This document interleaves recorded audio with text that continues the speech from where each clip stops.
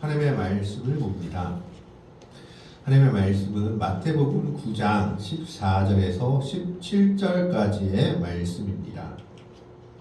신약성경 13쪽에 있습니다. 신약성경 13쪽에 있는 마태복음 9장 14절에서 17절까지의 말씀을 교독을 합니다. 14절의 말씀을 제가 먼저 봉독해 올립니다.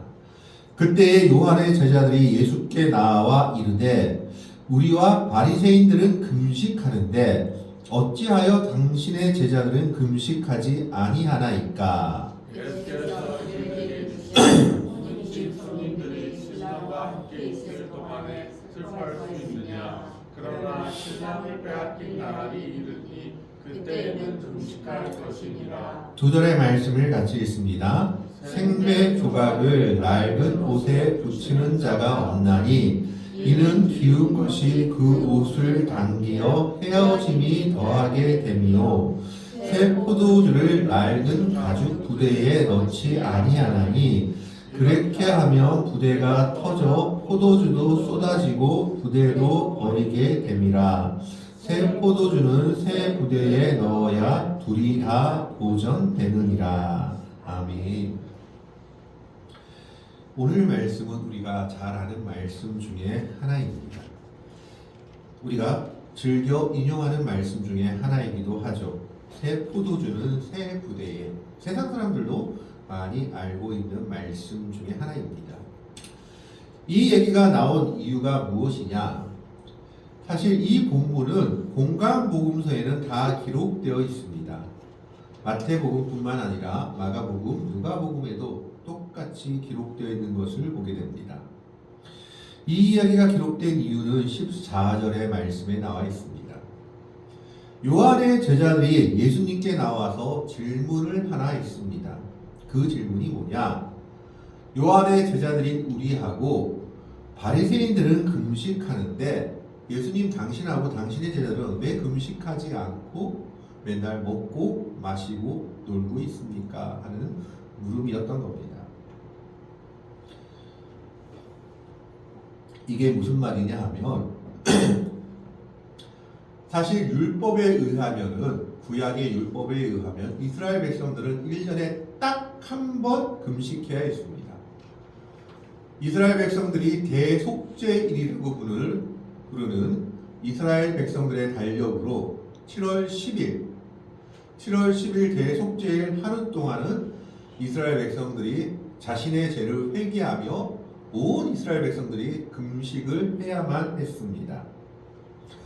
그러던 것이 포로기 이후에 이제 그들 사이에서 종교개혁 운동 같이 일어난 것이 있습니다. 그게 바리새파 운동입니다. 무슨 말이냐 하면 이스라엘 백성들이 멸망하고 포로가 된 것이 하나님의 율법을 제대로 지키지 않아서였다라고 선지자들의 경고를 받았습니다. 우상을 섬기고 하나님의 율법을 제대로 지키지 않아서였다라고 경고를 받았음에도 불구하고 포로 이후에 자신들의 땅으로 다시 돌아온 제사장과 그리고 성전을 지키는 자들, 지도자라는 자들도 율법을 제대로 지키지 않았던 겁니다. 하나님의 말씀을 제대로 지키지 않고 이미 한번 심판을 받았음에도 불구하고 율법을 제대로 지키지 않자 그 모습에 반발해서 일어난 것이 바로 바리새파 운동입니다. 그래서 바리새파 운동을 한 사람들은 뭐냐 하면 율법을 철저하게 지키자. 제사장이나 서기관 같이 이런 사람들도 지키지 않는 율법을 우리는 하나님의 율법을 철저하게 지키자라는 명분을 가지고 어떻게 보면 종교개혁 운동을 일으킨 사람들이 바리새파 사람들입니다. 그래서 그들은 율법에 대해서는 다른 누구보다 철저했습니다. 1년에 한 번만 지켜도 되는 속죄일, 금식일을 온 국민이 4번이나 지켜야 된다는 규례를 만들기도 했는가 하면 바리새파 사람들 자신들은 일주일에 2번씩이나 금식했습니다. 그 금식이 유대인들의 달력으로 월요일과 목요일 이틀을 했다고 합니다. 그 이유는 월요일은 모세가 율법을 받으러 호렙산에 올라간 날이고 목요일은 호렙산에서 내려온 날이기 때문에 그 이틀을 기념하는 날로 절기로 삼고 일주일에 2번 금식한 것이 바로 바리새인들의 모습이었던 겁니다. 사실 그들의 목적은 처음에는 좋고 순수했습니다. 하나님의 법을 제대로 지키자. 이렇게 우리가 심판을 받고 다시 돌아왔는데도 제사장이나 종교 지도자라는 자들이 아직도 정신 못 차리고 하나님의 법을 제대로 지키지 않고 말씀을 따르지 않는 것을 보고 우리만이라도 제대로 해보자라고 일어난 게 바리새파 운동이었던 겁니다. 그런데 문제는 이것이 세월이 지나면서 변질되기 시작합니다. 율법을 주신 원래의 하나님의 뜻에 치중하기보다는 율법을 지키고 있는 겉모습에 치중하기 시작했던 겁니다. 그래서 그들은 일주일에 2번 금식할 때 꼭 금식하는 티를 냈다라는 겁니다. 머리를 어지럽게 하고 얼굴에 흙을 바르고 나 금식한다라고 나타내며 금식했다고 합니다. 그래서 예수님은 그런 그들의 외식을 향해서 너희는 금식할 때 차라리 머리에 기름을 바르고 금식하라라고 말씀하고 있죠. 바로 그런 모습들로 인해서 지금 요한의 제자들은 예수님께 나와 물어보는 겁니다. 이 당시 요한의 제자들은 자신들의 스승이었던 요한이 헤롯으로 인해서 감옥에 갇혀 있었기 때문에 그 어려운 상황에서 자기의 스승과 그리고 자신들을 위해서 금식하며 기도하고 있었던 시기였습니다. 그런데 그들이 보기에는 아니 바리새인들도 일주일에 2번씩 금식하고 우리는 우리 스승으로 인해서 이렇게 금식하고 있는데 예수님의 제자라는 사람들은 도대체 뭐 하는 자들이기에 예수님과 당신들은 금식하지 않고 맨날 먹고 마시냐라는 겁니다. 그 불만을 지금 표현하고 있는 겁니다. 그것이 14절의 말씀입니다. 그때 요한의 제자들이 이르러, 그때라는 것은 바로 세례 요한이 고난을 당하고 있을 때를 얘기합니다. 예수께 나와 이르되 우리와 바리새인들은 금식하는데 어찌하여 당신의 제자들은 금식하지 아니하나이까? 금식해야 할 때인데 왜 금식하지 않고 먹고 마시는 일에 지금 치중하고 있습니까? 라고 따져 묻고 있습니다. 이때 예수님이 대답하십니다. 15절 말씀을 보면 예수께서 그들에게 이르시되 혼인집 손님들이 신랑과 함께 있을 동안에 슬퍼할 수 있느냐? 그러나 신랑을 빼앗길 날이 이르리니 그때에는 금식할 것이니라.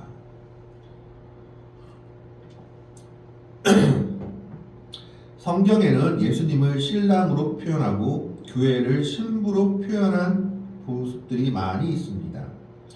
성경은 주님을 신랑으로 묘사하고 있습니다. 세례 요한도 요한복음 3장 29절에 신부를 취하는 자는 신랑이나 서서 신랑의 음성을 듣는 친구가 크게 기뻐하나니 나는 이러한 기쁨이 충만하였노라 라고 말했습니다. 또한 사도 바울은 고린도후서 12장 2절에 내가 하나님의 열심으로 너희를 위하여 열심 내노니 내가 너희를 정결한 처녀로 한 남편인 그리스도께 드리려고 중매함이로다. 성경에는 예수님이 신랑, 교회가 신부로 표현된 구절들이 많이 있습니다. 그리고 예수님 자신도 지금 그것을 얘기하고 있는 겁니다. 유대사회에서 결혼 예식은 7일간 지속됩니다. 때로는 더 길게 하면 2주 동안 하기도 했다라고 합니다. 그래서 우리가 요한복음에서 포도주가 떨어졌다라고 얘기하는 것은 바로 그런 관습 때문에 그렇습니다. 생각보다 결혼식 기간이 길어진 겁니다. 그러니까 준비했던 포도주보다 더 많은 사람들이 와서 떨어지고 있는 것이었죠. 그리고 손님들은 결혼을 돕기 위해서 신랑과 동행하는 들러리입니다. 결혼식 예식에 참여하여 잔치에 흥을 돋우는 신랑의 친구들은 신랑과 함께할 때는 슬퍼하지 않았으며 심지어 금식 기간이라고 하더라도 율법적으로 금식해야 되는 기간이라도 그때는 금식 안 해도 되는 게 통례였다라는 겁니다. 그러니까 예수님과 지금 함께 있는 이 기간은 축제의 기간입니다. 이 기간 동안에는 금식할 일이 없다라고 예수님께서 말씀합니다. 그러나 금식할 때가 온다. 언제냐? 예수님이 십자가에 달리고 돌아가시고 승천하실 때, 그때에는 내 제자들도 금식하며 기도할 것이다 라고 말하고 있는 겁니다. 마찬가지로 교회는 축제의 장이 되어야 됩니다. 우리의 죄 때문에 슬퍼할 수도 있고 우리의 죄를 회개할 수도 있지만, 그 회개한 후에는 교회 나가서 예배드리는 것이 우리의 기쁨과 감사와 은혜가 되어야 된다라는 겁니다. 교회 와서 죽을 상하는 게 아니라 교회는 예수님 만난 기쁨과 은혜가 가득한 축제의 장이 되어야 됩니다. 그때는 율법도 건드리지 못합니다. 금식하지 않는다고, 슬퍼하지 않는다고 뭐라 할 수 있는 게 아니다라는 것이죠. 그래서 예수님은 그 말씀을 하고 있는 겁니다. 지금 나랑 함께 있는 내 제자들은 결혼 축제를 즐기고 있는 것과 같다. 나와 결혼한 제자들이다. 하지만 신랑을 빼앗길 날이 온다. 십자가에 못 박힐 날이 오는데 그때는 금식할 것이다. 걱정하지 말라. 금식할 때가 되면 금식할 것이다 라고 말하면서 그 다음 얘기를 덧붙입니다. 16절에 생배 조각을 낡은 옷에 붙이는 자가 없나니 이는 기운 것이 그 옷을 당기어 헤어짐이 더하게 됨이요. 이게 무슨 말이냐 하면, 생배 조각이라는 거 말하는 것은 새 배 조각, 그러니까 새 천 조각을 이야기합니다. 낡은 것은 낡아가지고 옷이 구깃구깃해진 것을 이야기하죠. 그런데 낡아가지고 옷이 구깃구깃한 그런 옷에다가 옷이 떨어져가지고 그 옷을 덧입혀서 이제 꾸밀려고 하는데, 새 천이나 새 생배 조각을 그 옷에 덧붙이면 어떻게 되느냐? 낡은 옷은 어떻게 될까요? 낡은 옷은 구깃구깃해서 탄력성이 있을까요? 없을까요? 탄력성이 아예 없습니다. 근데 탄력성이 없는 쭈글쭈글한 옷에다 탄력성이 가득한 생배 조각을 붙여버리면 어떻게 됩니까? 이 생배 조각이 탄력이 탄탄하니까 쭈글쭈글한 이 옷을 잡아 당기는 겁니다. 그렇게 되면 어떻게 됩니까? 옷이 찢어지게 되겠죠. 그래서 생배 조각을 낡은 옷에 붙일 수가 없다라는 겁니다. 옷을 수리하려다가 옷이 더 찢어지는 일을 만나게 되어버리기 때문입니다. 이는 기운 것이 그 옷을 당기어 헤어짐이 더하게 됨이요. 그리고 17절에 새 포도주를 낡은 가죽 부대에 넣지 아니하니 그렇게 하면 부대가 터져 포도주도 쏟아지고 부대도 버리게 됩니다. 새 포도주는 새 부대에 넣어야 둘이 다 보존되느니라. 무슨 말씀이냐 하면, 이스라엘 백성들 그리고 이 당시 고대 근동지방에서는 포도주를 어디에 보관했느냐, 양이나 염소나 소나 이런 가죽으로 부대를 만들어서 그 가죽 부대에 포도주를 보관했던 겁니다. 근데 문제는 이 포도주가 완전 포도주가 아니고 포도즙이었다고 해요. 그럼 포도즙을 부대에 넣어가지고 발효를 시키는 겁니다.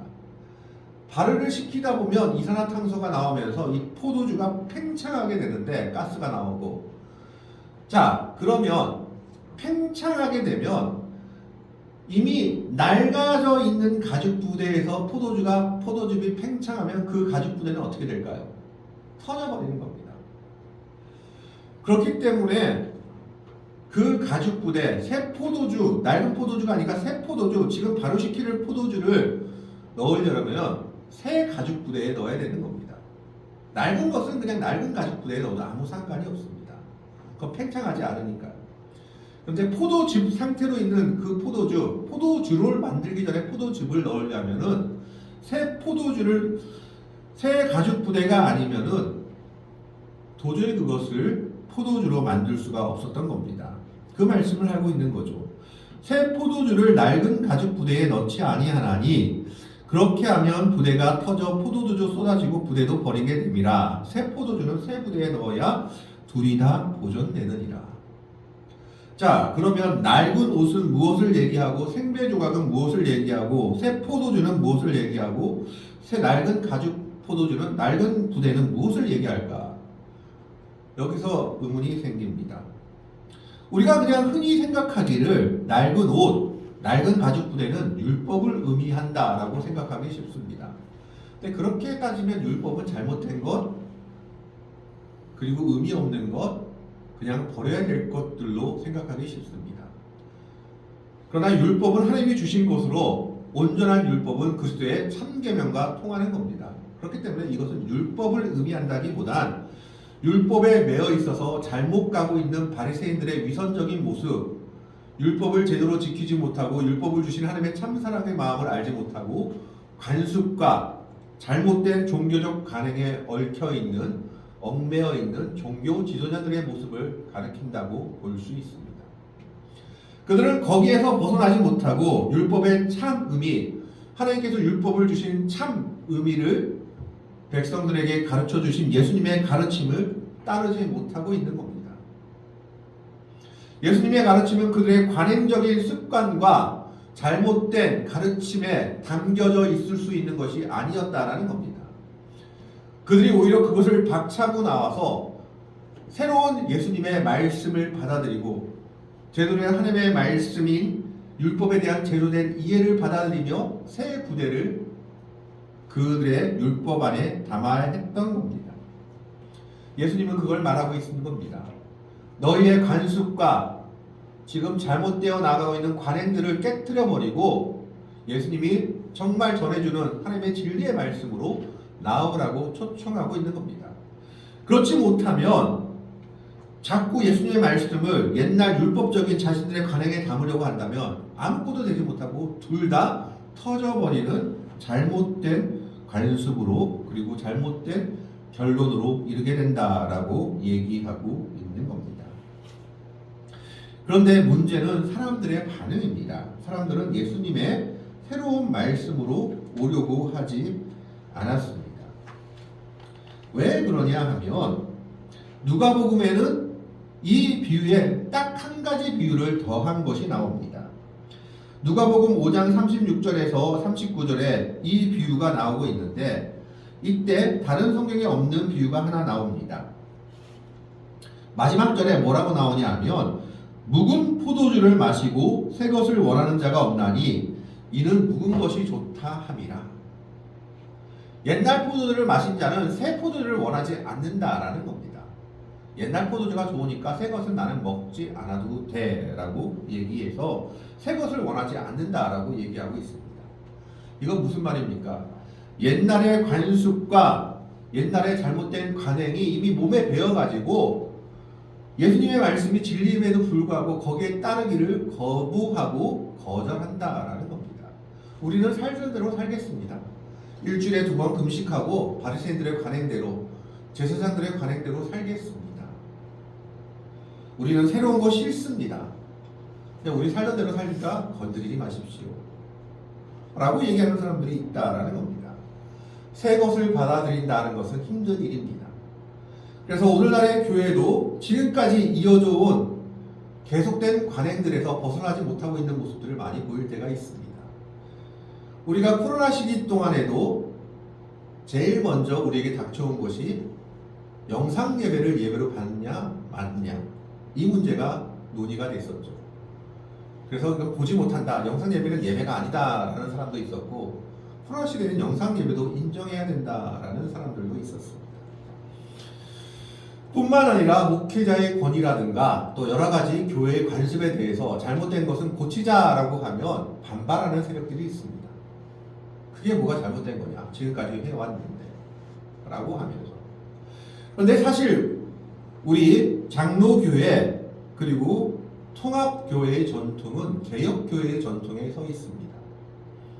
무슨 말이냐 하면 우리는 장로교로서 장로교이지만 파란의 네덜란드의 개혁교회의 전통에 서 있는 것이 우리들입니다. 아마 모든 대한예수교 장로회 교단들이 개혁교회의 전통에 서 있는 걸로 압니다. 이 개혁교회라는 말 자체가 뭐냐? 교회 항상 개혁하는 교회라는 말입니다. 그래서 개혁교회의 모토가 교회는 항상 개혁되어야 한다라는 겁니다. 리폼 처치. 그런데 그 개혁을 가장 못 받아들이고 있는 것이 오늘 우리들의 모습이기도 합니다. 새로운 것을 조금 받아들이고자 하면 힘들어하고 묵은 것에 만족하고자 한다라는 겁니다. 그러나 예수님은 분명히 말씀하십니다. 새 포도주는 새 부대에 넣어라. 그렇지 아니하면 자꾸 새 포도주를 낡은 데 넣으려고 하면 포도주도 버리고 가죽도 터져버린다. 둘 다 되지 않는 것이다 라고 분명히 경고하고 있는 겁니다. 새해를 맞은 우리들은 하나님의 말씀을 새로운 모습으로 받아들이며 새 포도주가 새 부대에 넣는 것처럼 새로운 다짐으로 나아가야 합니다. 그리고 하나님의 백성들, 하나님의 교회는 변화를 두려워하지 말아야 합니다. 우리는 항상 개혁하는 교회가 되어야 한다라는 겁니다. 잘못된 것이 있으면 버리고 또 하나님께서 원하신 것이 있다면 받아들이면서 스스로 고쳐나가는 교회가 되어야 합니다. 예수님은 지금 바리새인과 그리고 요한의 제자들한테 관습에 얽매여 있지 말고 내가 전하는 새 말씀으로 나오고 새 포도주를 새 부대에 넣는 것처럼 하나님의 진정한 뜻을 받아들이고 새로운 모습으로 거듭날 것을 요구하고 계십니다. 그리고 그 요구는 오늘 우리들에게도 오늘 우리들의 교회에도 요구하고 계신 겁니다. 새 포도주는 새 부대에 넣으라고 말씀하고 계십니다. 그러나 많은 사람들이 묵은 포도주를 먹고 묵은 것이 좋으니 우리는 새 것이 필요 없다라고 말하고 있습니다. 그러나 예수님께서는 분명하게 말씀합니다.